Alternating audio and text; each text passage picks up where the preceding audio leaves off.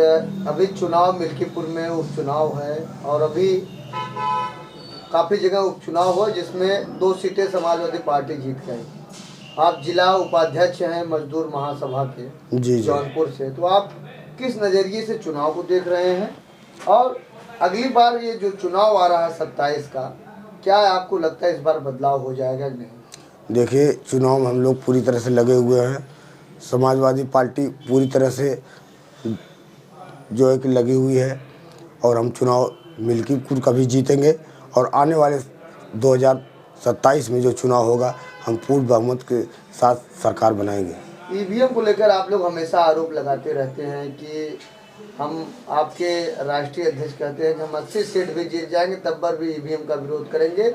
हमारा जब केंद्र में सरकार अगर बन जाएगी तो ईवीएम को हम हटा देंगे, बैलेट पेपर से चुनाव कराएंगे। देखिए, बैलेट पेपर से जो चुनाव हुआ था, बैलेट पेपर का जो काउंटिंग जो है कि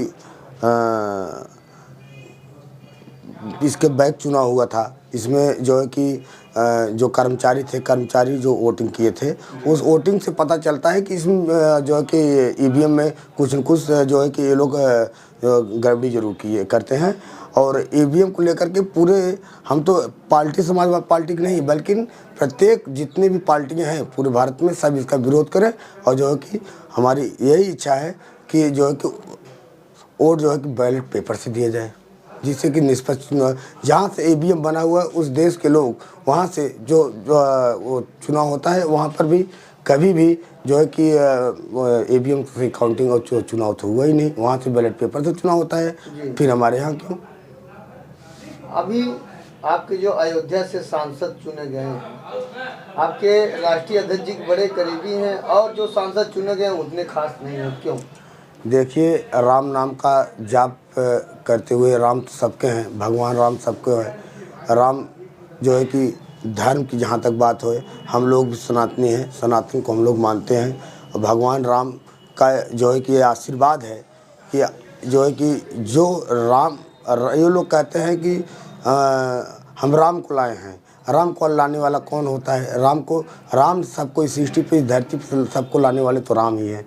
तो ये राम को लाने के लिए शक्ति रखते हैं, बताइए, ऐसे हैं। तो वहाँ की जनता जो वहाँ अभी जो है कि जो मंदिर बना जो है वो कोर्ट के आदेश पे मंदिर बना हुआ है, न कि किसी के सिस्टम। भाई कोर्ट ने आदेश दिया, कोर्टेड मैटर था, मंदिर बनाए, गवर्नमेंट है इनका, ठीक है।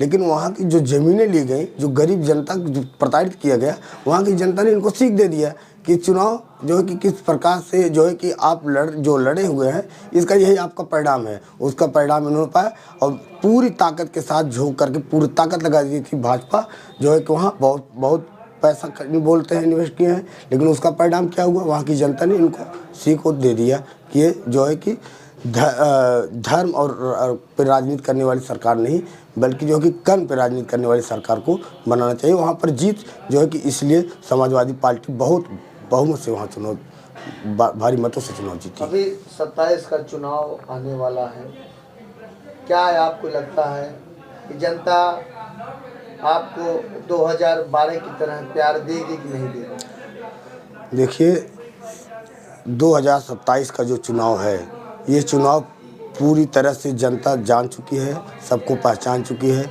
ये जनता जो है कि पूरी तरह से जो है कि भाजपा विरोध, भाजपा की जो रणनीतियों के जानते हुए सब समझ चुकी है। महंगाई हो, बेरोजगारी हो, जो कि युवाओं के साथ जो है कि उनकी शिक्षा को लेकर के देखिए, ये पेपर सब लीकेज कराए, सारे बातों को देखते हुए जनता भारतीय जनता पार्टी से उठ चुकी है।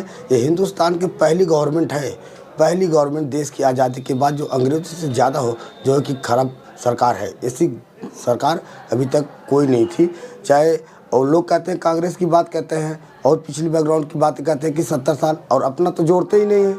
मेरे अपने सरकार ने क्या किया? आज महंगाई किस स्तर पे है? तो महंगाई को और यहाँ पर जो है कि जो मजदूर हो, गरीब हो, किसान हो, जो वादे किए थे सबके विरोध जो काम किए हैं, आने वाले समय में 2027 में यही जनता इनको सिखा देगी और सरकार समाजवादी पार्टी की बनेगी।